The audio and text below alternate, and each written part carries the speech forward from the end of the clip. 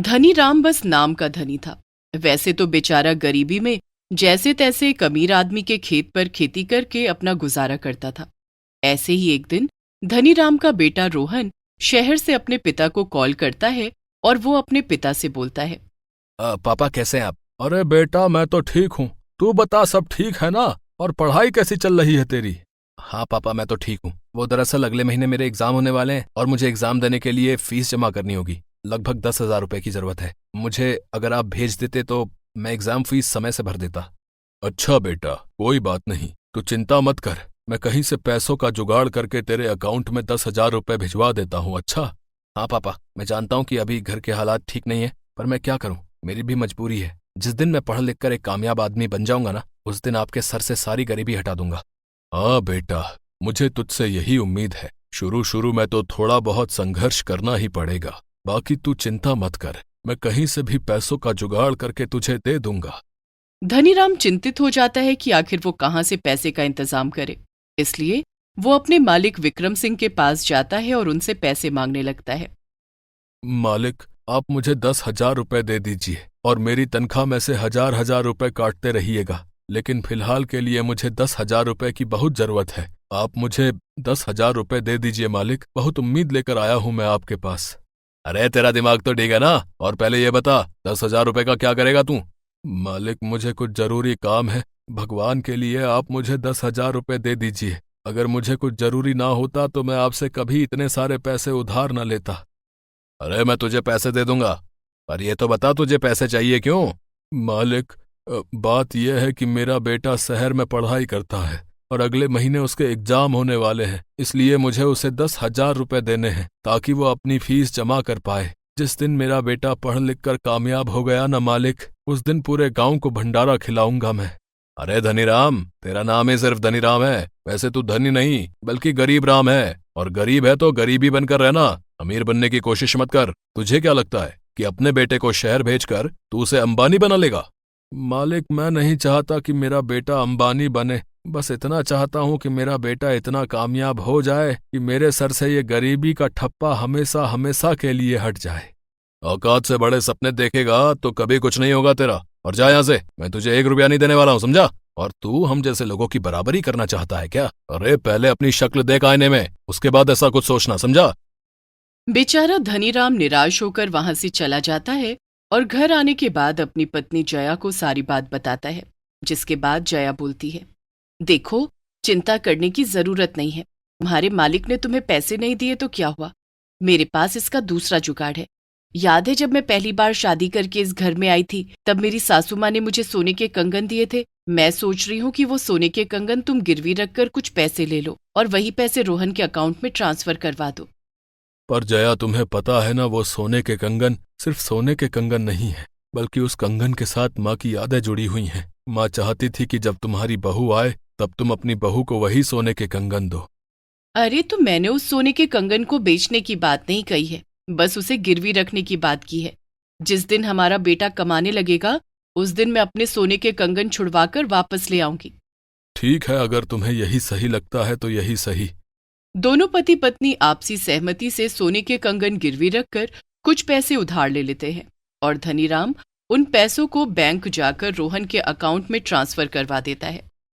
पैसे ट्रांसफर करवाने के बाद धनीराम बैंक से निकलकर रोड क्रॉस कर रहा था, तभी अचानक से एक तेज रफ्तार कार धनीराम का एक्सीडेंट कर देती है, जिससे धनीराम बुरी तरह से घायल हो जाता है। आसपास के लोग जैसे तैसे धनीराम को अस्पताल में भर्ती करवाते हैं। जैसे ही धनीराम की बीवी को इसकी खबर लगती है, वो तुरंत अस्पताल पहुंच जाती है और अपने बेटे रोहन को कॉल करके बोलती है, बेटा रोहन तू जल्दी से हॉस्पिटल आ जा, मुझे तेरी जरूरत है। पर माँ हुआ क्या? आप एक बार मुझे बताओ तो सही, आप रो क्यों रही हो? सब ठीक है ना घर पर? बेटा बस तू यहाँ आ जा। जैसे तैसे रोहन अपना सब कुछ छोड़कर शहर से गांव आ जाता है और जैसे ही वो अस्पताल जाता है उसे पता चलता है कि उसके पापा का एक्सीडेंट हो गया है। ये खबर सुनकर रोहन के हाथ पैर कांपने लगते हैं और बेचारा जैसे तैसे अपनी माँ को संभालने लगता है। थोड़ी देर में डॉक्टर बाहर आते हैं और डॉक्टर कहते हैं, देखिए अब धनीराम को होश आ चुका है, अगर आप चाहो तो धनीराम से मिल सकते हो। वैसे आप लोगों को ये बताते हुए हमें बहुत दुख हो रहा है कि अब धनीराम कभी अपने पैरों पर खड़ा नहीं हो सकेगा, क्योंकि गाड़ी उनके पैरों पर चढ़ गई थी और इस वजह से उनके पैरों की हड्डियां टूट चुकी थीं, इसीलिए हमें उनके पैरों को अलग करना पड़ा। ये खबर सुनकर रोहन और उसकी माँ दोनों का रो रो कर बुरा हाल हो जाता है। जैसे तैसे खुद को संभाल कर वो दोनों धनीराम से मिलने के लिए जाते हैं। धनीराम के चेहरे पर एक मुस्कान थी और वो कहता है, अरे जया, रोहन कब आया और तुमने रोहन को क्यों परेशान किया? अरे जीवन में थोड़े बहुत उतार चढ़ाव तो आते रहते हैं ना। अभी हमारा थोड़ा सा बुरा वक्त चल रहा है तो तुमने बेकार में रोहन को क्यों परेशान किया?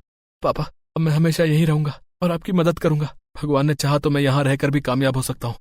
नहीं बेटा, तुझे यहाँ रहने की जरूरत नहीं है। मुझे बस 1 हफ्ता लगेगा और मैं ठीक हो जाऊंगा और फिर से मैं काम करने लगूंगा और जैसे पहले चल रहा था वैसे ही सब कुछ दोबारा से शुरू हो जाएगा। धनीराम इस बात से अनजान था कि अब वो कभी भी अपने पैरों पर दोबारा खड़ा नहीं हो सकता है। धनीराम जैसे ही उठने की कोशिश करता है वो उठ नहीं पाता। तभी उसे पता चलता है कि उसके शरीर से उसका पैर हमेशा हमेशा के लिए अलग हो चुका है। ये गम धनीराम भी बर्दाश्त नहीं कर पाता और वो बुरी तरह से रोने लगता है। हे भगवान, आखिर मैंने ऐसा कौन सा पाप किया था कि तूने मुझे जीवन भर के लिए अपाहिज बनाकर छोड़ दिया? अब मैं कैसे अपने परिवार को चलाऊंगा? कैसे अपने पूरे परिवार का पालन पोषण करूंगा? बहुत बड़े बड़े सपने देखे थे मैंने कि मैं अपने बेटे को पढ़ा लिखा कर कामयाब इंसान बनाऊंगा। अब मेरी वजह से मेरे घर की सारी जिम्मेदारी मेरे बेटे के ऊपर आ गई। इससे अच्छा तो मैं मर ही जाता। पिताजी, आपको परेशान होने की जरूरत नहीं है। मैं हूं ना, मैं सब संभाल लूंगा। भले ही आपका पैर आपके साथ नहीं है, लेकिन आपका बेटा हमेशा आपके साथ रहेगा। ऐसे ही कुछ दिन बाद धनीराम और उसका परिवार हॉस्पिटल से घर आ जाता है। घर आने के बाद धनीराम का पूरा परिवार मिलकर धनीराम की अच्छे से देखरेख करता है। धीरे धीरे घर की बिगड़ी हुई आर्थिक स्थिति को देखते हुए रोहन गांव में ही अपने लिए काम तलाश रहा था, लेकिन उसे कहीं भी कोई काम नहीं मिल रहा था। ऐसे ही एक दिन धनीराम के घर एक आदमी आता है। यह वही आदमी था जो कि धनीराम के मालिक विक्रम सिंह के पास काम करता था। धनीराम, मालिक विक्रम सिंह ने तुम्हारे लिए एक संदेश भेजा है। उन्होंने कहा है कि अगर तुम उनके खेत में काम नहीं कर सकते हो तो कोई बात नहीं, तुम्हारे हिस्से का जो भी थोड़ा बहुत काम बचा था, अगर वो काम तुम्हारा बेटा खत्म कर दे तो मालिक तुम्हें तुम्हारे सारे पैसे वापस कर देंगे। मालिक से कह दो कि मुझे 1 रुपया नहीं चाहिए, लेकिन मेरा बेटा उनके खेत पर खेती नहीं करेगा। मैंने अपने बेटे को इसलिए पढ़ाया लिखाया नहीं है कि वो खेती करे। पापा, बस थोड़े दिन की तो बात है। जितना काम आपके हिस्से का बचा हुआ होगा मैं वो खत्म कर देता हूँ। उसके बाद जो भी आपकी तनख्वाह बनती है उसका हिसाब किताब करके सारे पैसे मैं ले आऊंगा। ऐसे ही रोहन अपने पापा को समझकर मालिक विक्रम सिंह के पास जाता है, जहां विक्रम सिंह रोहन को खेत में काम करने के लिए भेज देता है। रोहन खेत में लौकी की खेती करने के लिए जाता है। वो जैसे ही खेत में जाता है तभी उसके पैर में कुछ चुभ जाता है। रोहन वहीं खेत में बैठ जाता है और अपने पैर को सहलाने लगता है। उसके पैर से खून निकल रहा था। अरे कितना दर्द हो रहा है मुझे। पता नहीं कैसे मैं लौकी की खेती करूंगा। एकदम से मेरी किस्मत बुरी तरह से बदल चुकी है। बहुत कुछ सोचा था मैंने, पर मेरे पापा के साथ जो कुछ भी हुआ है वो सब देखकर मुझे लगता नहीं है कि मैं कुछ कर भी पाऊंगा। तभी एक जादूगरनी झाड़ू पर बैठकर कहीं जा रही थी और जैसे ही उसकी नजर रोहन पर जाती है तो वहीं रुककर उसकी सारी बातें सुनने लगती है। और सारी बात सुनने के बाद जादूगरनी रोहन की मदद करने के लिए जाती है।